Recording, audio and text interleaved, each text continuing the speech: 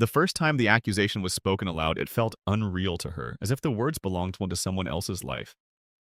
She sat in the narrow courtroom with her hands folded neatly in her lap, her head covered out of habit more than instruction, listening as the prosecutor repeated the charge with rehearsed gravity. Attempted murder. The words echoed against polished wood and stone, bouncing back heavier each time. She looked toward her husband, the man she had once trusted with her fears and hopes, and searched his face for some sign of recognition, some flicker of the truth they had shared. There was none.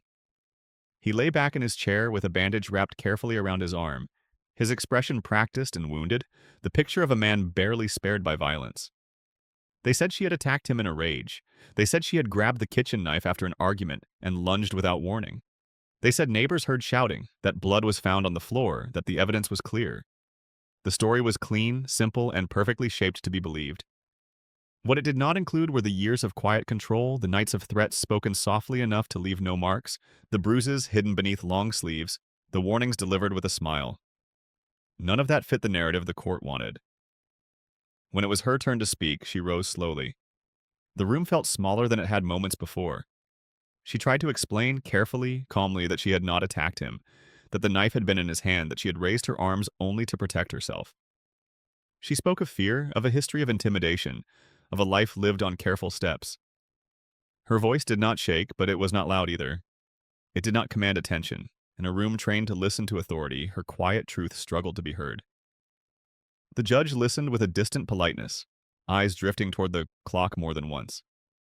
The defense attorney whispered that this was not the moment for emotion.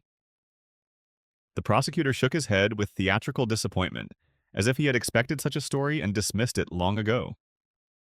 The husband's lawyer stood next, presenting medical photos, a timeline, and a story polished until it shone. By the time he finished, the room had already decided who she was. The verdict came faster than she expected. Guilty. The word landed without ceremony, a final stamp pressed onto her life. Gasps rippled through the small audience, though she noticed none of them belonged to surprise. She felt a strange calm settle over her. Not relief, not acceptance, but a quiet awareness that something had broken beyond repair. She closed her eyes briefly, not in despair, but in instinct. The habit of turning inward had kept her steady through darker moments than this. Then came the sentence, unusual, delivered with a tone that suggested both punishment and lesson. The judge spoke of deterrence, of making an example. Due to security concerns and the nature of the crime, she would be remanded not to a women's correctional facility, but temporarily to a high-security unit under special placement. The words were careful, bureaucratic, but their meaning struck like ice. She would be sent to a men's section. The room stirred. Pens paused. Even the prosecutor hesitated for half a second. Her husband did not look at her. Not once. As officers led her away, metal cuffs closing around her wrists, she felt the weight of injustice press down harder than the chains themselves. Yet even then, as the courtroom doors closed behind her, she whispered a prayer under her breath. Not for revenge, not for escape, only for strength. Whatever waited beyond those doors, she would meet it standing. The journey from the courthouse to the prison felt longer than it should have. She sat alone in the back of the transport van, wrists cuffed, ankles chained, the hum of the engine filling the silence where her thoughts refused to settle. Through the small, barred window, the city slid past in fragments, bridges, gray buildings, traffic lights, each one a reminder of a life she was being severed from piece by piece. No one spoke to her, no one explained anything. The paperwork had been signed, the decision sealed. From this point on, she was no longer a person with a story, only a body being moved from one system to another. When the van finally stopped, the air changed. It smelled of concrete, metal, and something stale that clung to the back of her throat. The gates of the prison rose before her like a wall without mercy. This was not the facility she had been told about. She knew that immediately. The guards moved differently here, less conversation, more keys, heavier boots. As she stepped down from the van, one of them glanced at her file, frowned, then shrugged as if the confusion was not his problem to solve. Inside intake, fluorescent lights buzzed overhead. Her name was called. Her fingerprints were taken. Her belongings, few as they were catalogued and locked away. The uniform they handed her was too large, the fabric rough against her skin. She asked, quietly but clearly, why she was here. The officer did not answer. He simply nodded toward a hallway and told her to keep moving. That was when she heard the laughter. It wasn't loud at first, just a low, spreading sound that followed her as she walked. Voices murmured, eyes lingered. She felt them before she saw them. Dozens of men lining the corridors, some leaning against railings, others peering through our cell door, and their looks ranged from curiosity to cruelty, from disbelief to something far darker. A woman did not belong here, everyone knew it. And in places like this, what didn't belong was either broken or consumed. The guard escorting her finally spoke. "Temporary placement," he muttered, more to himself than to her. "Orders from above." She wanted to ask whose orders, wanted to demand how such a decision could even be legal, but the words stayed locked in her chest. She had learned, long ago, that sometimes survival depended on knowing when not to speak. They led her through the men's section, past cells stacked like cages. The noise rose and fell in waves, shouting, laughter, metal banging against metal. Her heart beat steadily, not because she wasn't afraid, but because fear had already settled in, deep and cold, leaving no room for panic. She focused on her breathing, on placing one foot in front of the other, on staying upright. Her cell was near the end of a long corridor. Narrow, bare. A thin mattress on a steel frame, a toilet without privacy, walls carved with years of rage and boredom. The door clanged shut behind her with a sound that seemed to echo inside her bones. For the first time since the verdict, she was truly alone. She sat on the edge of the bunk and let the reality of it settle. This was not just punishment, it was intention. Someone had decided that she needed to suffer, that fear itself was part of her sentence. They wanted her to feel powerless, surrounded, erased. She closed her eyes and placed her palms on her knees. In the silence of that cell, she turned inward, the way she always had. Whatever injustice had brought her here, whatever cruelty awaited beyond that door, she refused to let it strip her of the one thing no court could take. Her faith was not loud. It did not need witnesses. It lived quietly in her chest, steady and unbroken. That night, as the lights dimmed and unfamiliar voices echoed through the block, she whispered the same prayer again and again. Not for rescue, but for endurance. She did not yet know how or when or at what cost, but something within her knew this was only the beginning. Morning in the men's block arrived without gentleness. The lights snapped on before dawn, flooding the corridor with a harsh white glare that made sleep feel like a mistake. Metal doors rattled. Voices rose immediately, hoarse, impatient, already sharp with irritation. She sat up slowly on her bunk, letting her eyes adjust, reminding herself where she was. The air was colder than she expected, carrying the smell of disinfectant layered over something older and more human. Fear hovered everywhere, not loud or dramatic, but constant, like a low electrical hum. As the doors opened for count, heads appeared at cell bars up and down the corridor. She felt their attention settle on her again, heavier now that the novelty of her arrival had worn off. Curiosity had shifted into assessment. In places like this, the first days were about learning who could be pushed and how far. She kept her gaze lowered, posture calm, movements deliberate. She did not rush. She did not hesitate. Every step was measured.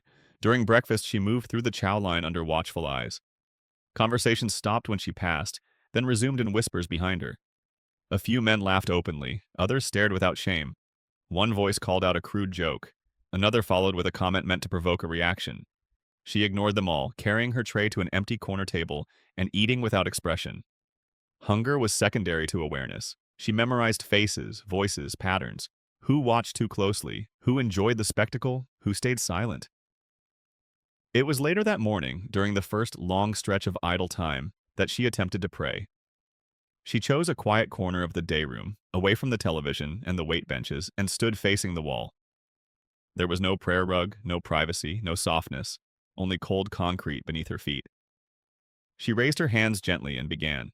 The first words steadied her, the familiar rhythm settling her breathing, drawing a line between the noise outside and the calm she carried within. It did not last. "Hey, what's she doing?" someone called out. Laughter rippled across the room. She kept going. Another voice, louder this time. "You can't do that here." A shadow crossed her peripheral vision as a man stepped closer. Then another. She felt them before she saw them, the way tension gathers before a storm.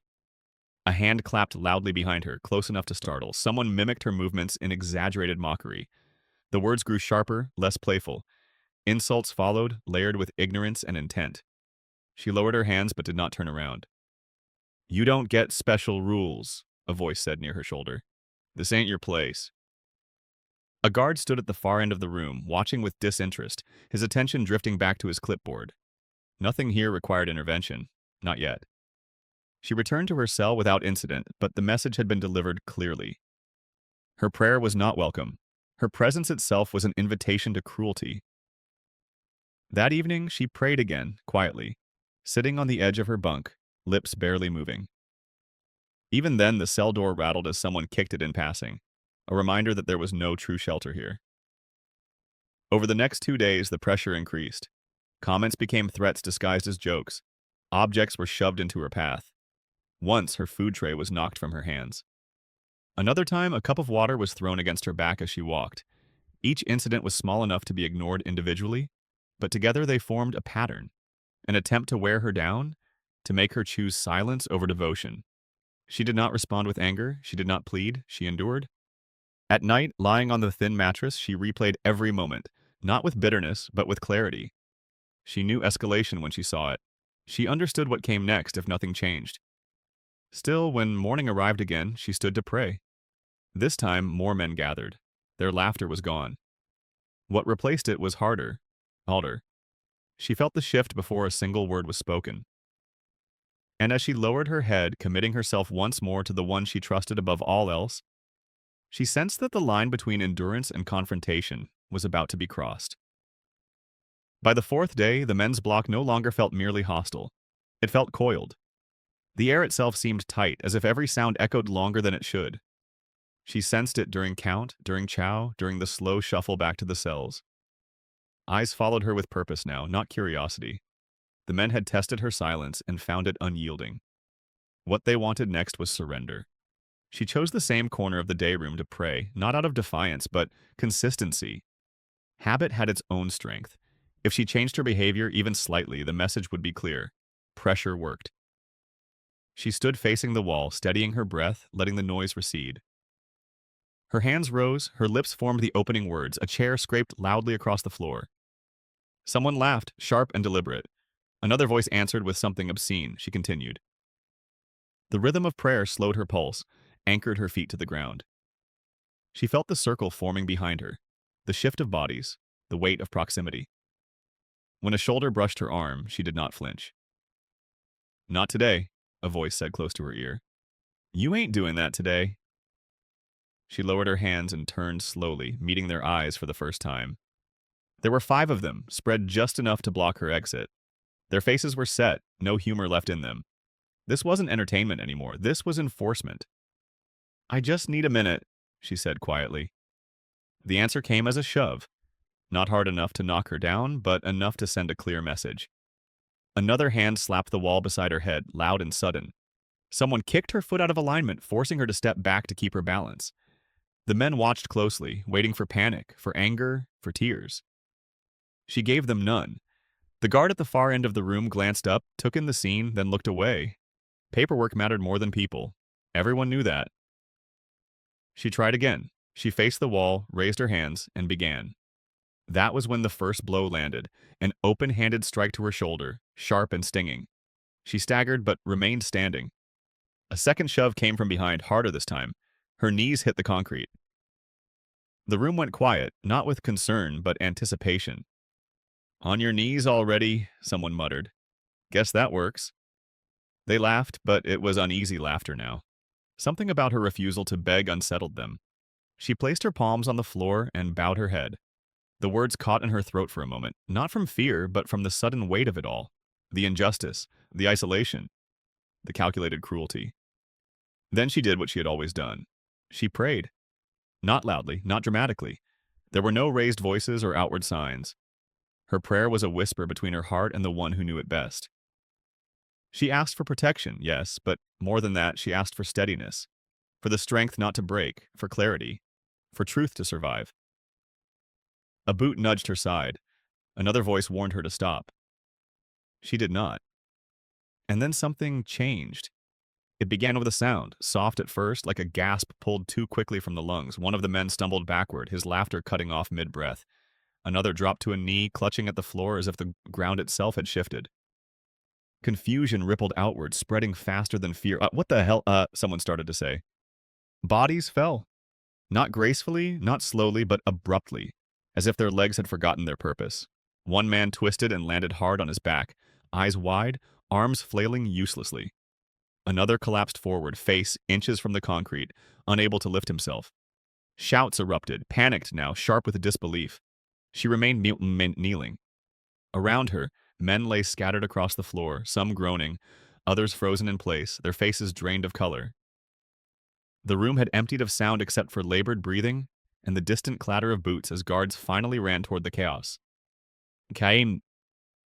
When they arrived, weapons raised and orders shouted, they found a scene that made no sense. No fight, no weapons, just a woman in prayer, and several men sprawled on the ground, helpless. The guards stared, then at her, then at each other. No one spoke. For the first time since she had entered the men's block, the power in the room had shifted, and everyone felt it. The silence that followed was heavier than the noise had been. Guards shouted commands, boots thundered across the concrete, radios crackled with urgent voices calling for medical support. Flashlights cut through the day room, sweeping over bodies still sprawled on the floor. The men who moments earlier had surrounded her now lay helpless, some gasping, others staring in terror at nothing at all. No one understood what had happened, and fear thrives best where understanding ends. She rose slowly from her knees, careful not to make any sudden movements. Her hands were empty, her posture calm. A guard trained a baton on her, uncertain whether she was the cause or the next threat. Another knelt beside one of the fallen men, checking for responsiveness. "He's breathing," the guard said, confusion thick in his voice. "They all are." "How did this happen?" someone demanded. No one answered. They ordered her to step back, to face the wall, to comply. She did, without protest. She had nothing to hide. Her heart still beat steadily, the prayer lingering in her chest like a quiet echo. As medics arrived, stretchers followed, and one by one the men were lifted, groaning or silent, their eyes darting toward her with something new, fear stripped of bravado. She was escorted to her cell under close watch. Along the corridor, faces appeared at bars and railings, eyes wide, mouths shut. The whispers began immediately, traveling faster than footsteps ever could. By the time the cell door closed behind her, the story had already taken shape, distorted and sharpened by imagination. Some said she had cursed them. Others said she had struck first with unseen force. A few said nothing at all, choosing silence over speculation. Inside her cell, she sat on the bunk and exhaled. The adrenaline faded, replaced by a deep weariness. Her shoulder throbbed where she had been struck. Her knees ached from the fall. Yet beneath the pain was a steadiness she could not explain, only recognize Madatia. She had not fought back. She had not defended herself with fists or rage. She had stood her ground in the only way she knew. An hour later, 2 guards returned. Their tone was different now, measured, cautious. She was ordered to stand, cuffed again, and escorted to an interview room. The walls there were bare, the lighting harsh. A supervisor waited with a tablet in his hands and a frown that suggested he did not enjoy surprises. "Tell us what happened," he said. She told the truth. She explained that she had been praying, that she had been pushed, that she had continued. She did not accuse. She did not dramatize. She did not use words like miracle or punishment.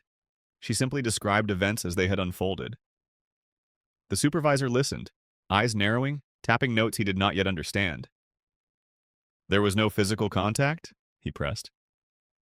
"None," she replied. He leaned back, unsettled. "Medical says there's no obvious cause, no drugs, no weapons. Nothing on the cameras explains it." She said nothing. They sent her back to her cell with instructions to remain inside until further notice. That night, the block was quieter than it had ever been. No jokes, no taunts. Even the usual arguments faded into murmurs. Somewhere down the corridor, a man cried softly, the sound raw and unguarded. She lay awake, staring at the ceiling, aware that something irreversible had occurred. Fear had changed sides. The men who had mocked her prayer now avoided her cell. Those who had watched in silence now watched with caution. The guards, too, kept their distance, glancing her way as if uncertain what rules still applied. In the days that followed, no one tried to stop her from praying. Some stood far away and watched. Others turned their backs deliberately. A few closed their eyes, just for a moment, as if listening for something they could not name. And she understood then that the incident had done more than protect her. It had cracked something open in a place built on hardness. The truth about her case had not yet surfaced. Her name had not been cleared, but the prison had felt the weight of something greater than authority, and it had left its mark. Whatever came next, the balance had shifted. The days after the incident unfolded differently, as if the prison itself had taken a cautious step back. Procedures became stricter on paper, yet strangely looser around her. Guards no longer barked orders when she paused to pray. No one kicked her door at night. The men in the block kept their distance, their earlier cruelty replaced by a wary silence that followed her wherever she walked. Fear had not vanished, it had simply changed shape. It was during a routine check that the first crack appeared in the story that had condemned her. Officer Daniels had been on duty the night her husband was brought to the hospital months earlier. At the time, he had filed the report without question, trusting the narrative presented to him. Domestic violence, attempted murder, clear and tragic. But now, standing outside her cell days after the incident in the day room, that old report began to trouble him. He had seen many guilty people. He had also seen innocents crushed by convenience. And something about her calm, before, during, and after the so-called miracle, did not fit the profile he remembered from violent offenders. Daniels requested the original file under the pretense of a routine audit. He reread the statement slowly, paying attention to what was missing rather than what was present. The neighbor's testimony was vague. The timeline was inconsistent. The medical report noted a shallow wound on the husband's arm, angled strangely for a defensive injury. It was the kind of detail most people ignored, but not someone trained to notice patterns. He requested surveillance footage from nearby streets. It took time. Bureaucracy always did. But when it arrived, it raised more questions than answers. The husband had been walking without visible distress before emergency services arrived. He had made a phone call first, then another. Only later did he clutch his arm and collapse into performance. Daniels felt a chill run through him. Meanwhile, word of the incident continued to ripple through the Ba prison.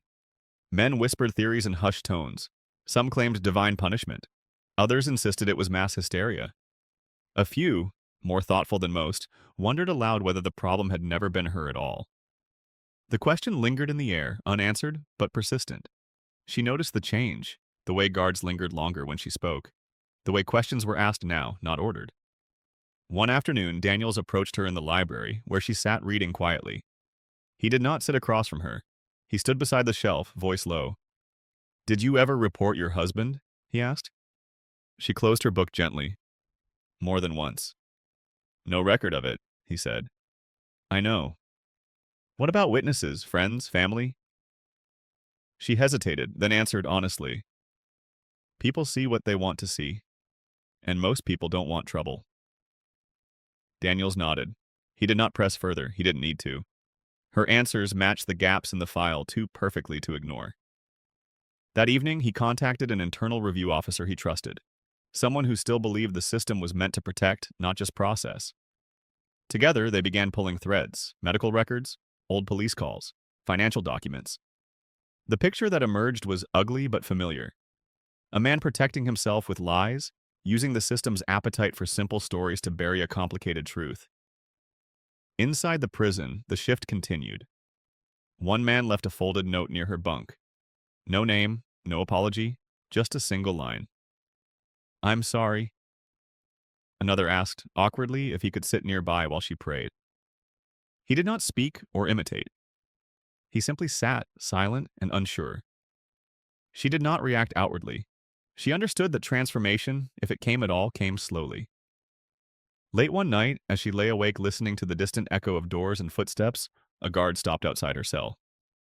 It was Daniels again. "There's something you should know," he said quietly. "Your case is being looked at again." She did not smile. She did not thank him. She simply closed her eyes for a moment, letting the weight of those words settle. Truth, when delayed, did not arrive with celebration. It arrived with relief so deep it almost hurt. Beyond the walls, the machinery of justice had begun to turn, slowly, reluctantly, but this time in the right direction. The change inside the prison did not arrive like a sudden storm. It came quietly, like dawn slipping through cracks no one knew were there. At first it was small things, men lowering their voices when she passed, arguments ending before they began, a strange, unfamiliar restraint settling over the block. The same place that had once vibrated with aggression now carried a cautious stillness, as if everyone feared disturbing something they did not understand. She noticed it most during prayer. Where once her movements had drawn mockery and threats, now they drew silence. When she stood facing the wall, hands raised, the room no longer closed in around her. Instead, space opened. Men stepped back. Some pretended not to look, but she could feel their attention like a held breath. A few watched openly, not with challenge, but with questions written plainly on their faces. One afternoon, a man approached her after prayer. He was older than most, his hair thinning, his posture worn down by years inside. He kept his distance, speaking softly, as if afraid to break an invisible rule. "Does it always make you that calm?" he asked. She considered the question. "Not always," she said, "but it reminds me who I am when everything else tries to tell me otherwise." He nodded slowly, absorbing that. He did not ask anything else, but the next day he stood at the back of the room while she prayed. He did not join her. He simply stood, hands at his sides, head lowered, listening. Others followed. Not all at once and not without resistance. Some mocked the change, calling it weakness. Some warned that curiosity led to trouble. But even those voices lacked conviction now. The memory of men collapsing to the ground, of power reversing itself without a punch thrown, lingered too strongly to dismiss. Guards noticed it too. Incidents dropped. Fights became rare. The block that had once demanded constant supervision now required less intervention. One supervisor remarked that it was as if an unspoken agreement had settled over the inmates, an understanding that some lines were no longer worth crossing. She did not preach. She did not argue. When asked about her faith, she answered simply, without embellishment or pressure. She spoke of patience, of accountability, of justice that could not be hidden forever. Her words carried weight because they were lived, not performed. One evening, during a quiet hour, a younger inmate sat across from her at a metal table. His hands shook slightly as he spoke. "I did things," he said. "Bad things. Things I can't fix." She met his gaze. "None of us can fix the past," she replied, "but we can choose what we become next." He swallowed hard. "And if it's too late?" "It's only too late when you stop trying." That conversation spread, not in detail, but in effect. Men began asking questions, not just about her faith, but about responsibility, forgiveness, and change. The library saw more use than it had in years. Books were passed hand to hand. Even those who never spoke to her directly felt the shift, as if the walls themselves were listening. Outside the block, word traveled. Other sections whispered about the woman in the men's wing. Some called her dangerous, others called her protected. A few called her blessed. The truth was simpler and harder to accept. She had refused to break, and in doing so, she had changed the rules of survival. Late one night, as she returned to her cell, she heard soft murmurs from nearby bunks. Men speaking about God, not arguing, not mocking, but wondering. The sound stopped when she passed, replaced by an awkward silence filled with respect. She lay down and closed her eyes, heart heavy but steady. She did not know how many hearts would truly change. She did not measure success in numbers. But she knew this much. A place built to strip humanity had begun, slowly and unwillingly, to remember it. And that, she understood, was never an accident. The official confirmation came quietly, without ceremony or apology. There was no dramatic announcement, no public acknowledgement of error. Truth, when it threatens powerful narratives, rarely arrives with noise. It arrived instead in the form of a folded document carried down a gray corridor by a man who looked tired before he ever reached her cell. She was called to the administrative wing early that morning. The walk there felt different from before. Not heavier, but strangely hollow, as if the prison already knew she was slipping out of its grasp. Guards escorted her with formality now, not suspicion. Doors opened faster. Orders were given with restraint. Inside a small office, two officials waited. One was from internal review. The other, a legal representative appointed to reassess her case. The air was stiff with discomfort. "The charges against you are being withdrawn," the woman finally said, eyes fixed on the file in front of her. "New evidence has come to light." For a moment, the words did not register. Not because she doubted them, but because she had lived so long without expecting fairness that its sudden presence felt unreal. She remained silent, allowing the statement to exist on its own. The explanation followed, fragmented and clinical. Inconsistencies in medical reports, recovered messages from her husband's phone, prior complaints that had been dismissed, now re-examined in context. A pattern of manipulation that, once visible, was impossible to unsee. The conclusion was clear. She had not attacked him. She had survived him. "You'll be released pending formal clearance," the official added. "There will be arrangements." Arrangements. The word felt small for what it represented. As she was escorted back to the block to gather her belongings, the atmosphere shifted again. The news had moved faster than paperwork ever could. Men stood at their cell doors, watching her pass, some nodding, others lowering their heads. No one spoke. Respect did not need words. By the time she reached her cell, the block had fallen into an almost reverent quiet. Her few possessions were already packed. Books, folded clothing, a worn piece of fabric she had used as a prayer mat. She held it for a moment longer than necessary, then placed it carefully on top. A guard cleared his throat. "You've got visitors," he said. They were not family, they were inmates. The older man who had first asked her about prayer stood at the front. Behind him were others, some she recognized, some she did not. Their faces were serious, stripped of bravado. "We heard," the older man said, "about the case." She nodded. "You were telling the truth," another added quietly. "Yes," she replied. "I always was."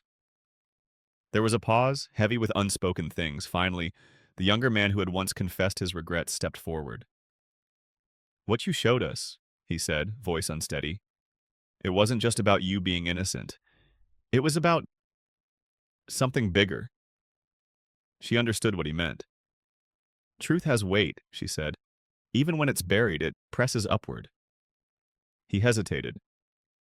"Some of us, we've been reading, asking questions." She did not respond immediately. She did not need to. The answers they were seeking could not be given in a sentence. As she turned to leave, something unexpected happened. One by one, men lowered their heads, not in submission to her, but in recognition of something beyond both of them. The gesture rippled through the block, silent and sincere. Outside, paperwork continued. Corrections officials debated liability. Lawyers prepared statements designed to limit responsibility. The system, embarrassed, moved to protect itself. But inside the prison, something had already escaped containment. That night, long after lights out, men gathered quietly in their cells. Some whispered prayers they barely understood. Others sat in silence, thinking about accountability, about justice that did not bend to convenience. No one forced them. No one led them. The next morning, the chaplain reported an unusual request, multiple inmates asking for information about Islam. The request did not come from one block or one group, but many. The prison administration noted it as a curiosity. They did not yet understand what had begun.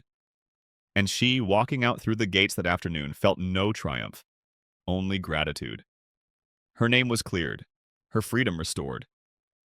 But behind her, walls built to contain bodies had failed to contain truth. And truth, once released, does not return quietly. She was gone, yet her presence lingered in ways no one had anticipated. The men's block did not return to its old rhythm after her release. It could not. Something essential had shifted, and no amount of routine could push it back into place. The prison administration noticed it first in the reports. Fewer altercations, fewer disciplinary write-ups, a sudden drop in late-night emergencies. On paper, it looked like improved compliance. In reality, it was something deeper and far less manageable. The questions began quietly. It started with the library. Books on Islam, which had gathered dust for years, were suddenly checked out faster than they could be returned.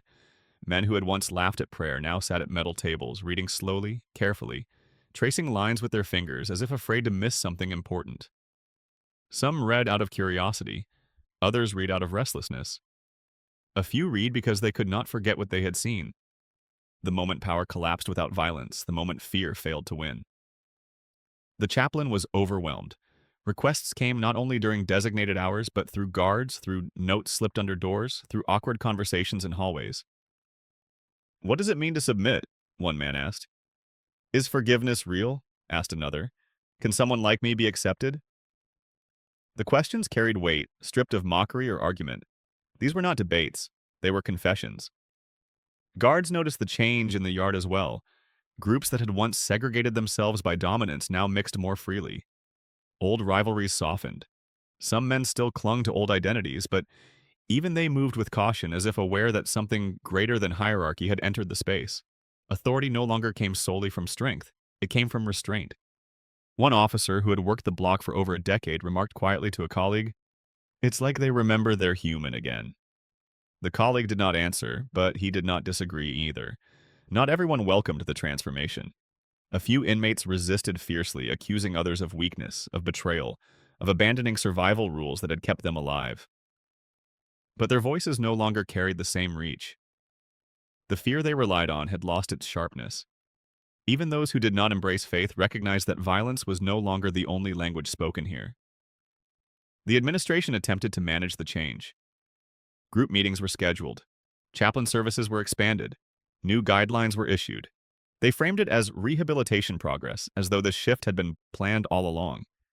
But the truth was unspoken and unsettling. Control had loosened, not because of policy, but because conviction had replaced it. Outside the prison, news trickled in slowly. Lawyers whispered about the case that had collapsed under scrutiny. Advocates spoke cautiously about wrongful convictions and accountability. But the real story never made headlines. The story of what happened after the verdict was reversed, after the woman walked free, leaving behind something no system could quantify. Inside the prison walls, men began marking time differently. Not by days left on their sentences, but by changes in themselves. One stopped fighting. Another wrote to a family member he had not spoken to in years. A third that asked to learn how to pray.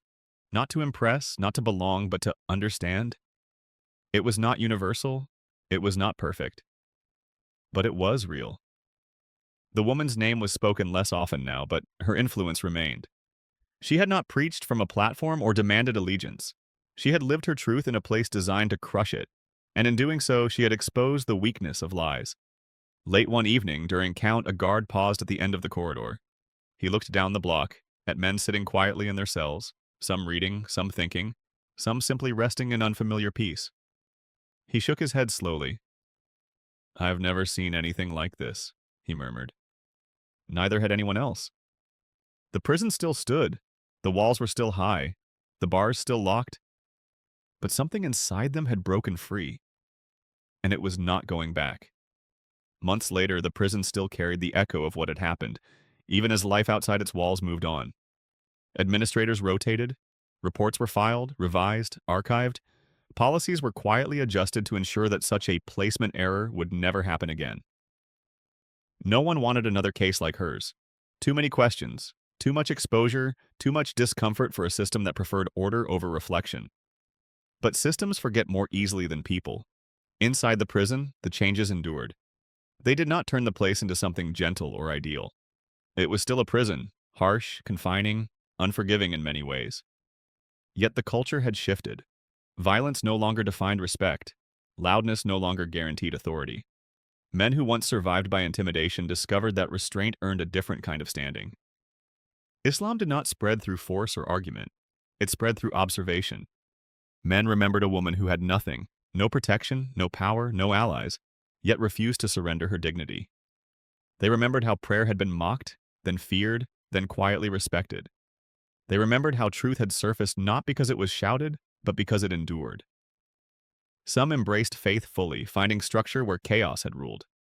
Others did not convert, but changed nonetheless, carrying forward the lesson that conviction could exist without cruelty. The chaplain later wrote in a private journal that he had witnessed more genuine self-reflection in those months than in his previous 10 years combined. He did not attribute it to theology alone, he attributed it to example. Outside, she rebuilt her life slowly. Freedom did not erase the past overnight. There were legal processes, counseling sessions, long nights where memory returned uninvited. Yet she faced the world the same way she had faced the prison. Quietly, deliberately, anchored in something deeper than circumstance. She did not seek attention. She did not tell her story for applause. When asked, she spoke only enough to clarify the truth, then stepped back. Justice came eventually. Her record was cleared. The man who had accused her faced consequences of his own. social, legal, and personal. But vengeance was never her goal. She had learned that truth did not need bitterness to stand upright. What mattered most to her was not what she had escaped, but what had changed because she endured. From time to time, she received letters forwarded through legal advocates, anonymous notes from men still inside. Some thanked her. Some apologized. Some simply said they were trying to live differently now. She read each one carefully, then placed them away, carrying their meaning without letting them define her. Her story was never about miracles alone. It was about resilience in the face of deliberate injustice, about faith practiced quietly when no one was watching, and even more when everyone was, about the danger of judging strength by appearance and truth by convenience. The prison had tried to break her as punishment. Instead, it was forced to confront its own fragility. And that became the final lesson. Power that relies on fear is temporary. Truth that survives pressure is permanent. Faith, when lived rather than displayed, does not need permission to exist, and it does not leave a place unchanged. She had entered the prison as a warning meant to frighten her into silence. She left it as a reminder that dignity, once claimed, cannot be confined. Some stories end with freedom. Hers ended with transformation, on both sides of the bars.